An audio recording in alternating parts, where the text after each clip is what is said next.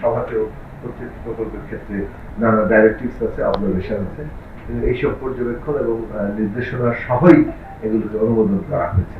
এবং সেগুলো সংযোজিত হবে প্রত্যেকটি প্রকল্প বাস্তবায়নের ক্ষেত্রে এইসব নির্দেশনা। এর বাইরেও আজকে একটি পুরনো মানে বিষয়, অর্থাৎ এর আগের একটি বৈঠকে খুলনার একটি রাস্তা নির্মাণ প্রকল্পকে কেন্দ্র করে রূপসা এলাকায় একটা তদন্ত কমিটি গঠন করা হয়েছিল। সেই তদন্ত কমিটির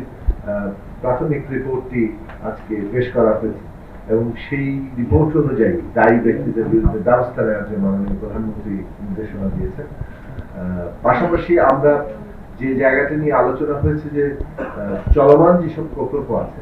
এবং সবুজ পাতায় যেসব প্রকল্প প্রস্তাব করা হয়েছে তার মধ্যে কিভাবে আমরা রিস্কোপিং করা যায়, অর্থাৎ প্রকল্পগুলোর মধ্যে তার স্কোপটাকে বাড়িয়ে কোনো কোনো ক্ষেত্রে কমিয়ে এবং নতুন অঙ্গ সংযোজন অথবা অঙ্গ বিয়োজন করে এই প্রকল্পগুলোকে আসলে উপযোগী করে তোলা, বিশেষত আমাদের সরকারের যে নির্বাচনী ইস্তেহার আছে তার সাথে সামঞ্জস্যপূর্ণ করে তোলা এবং এই সরকারের যে লক্ষ্য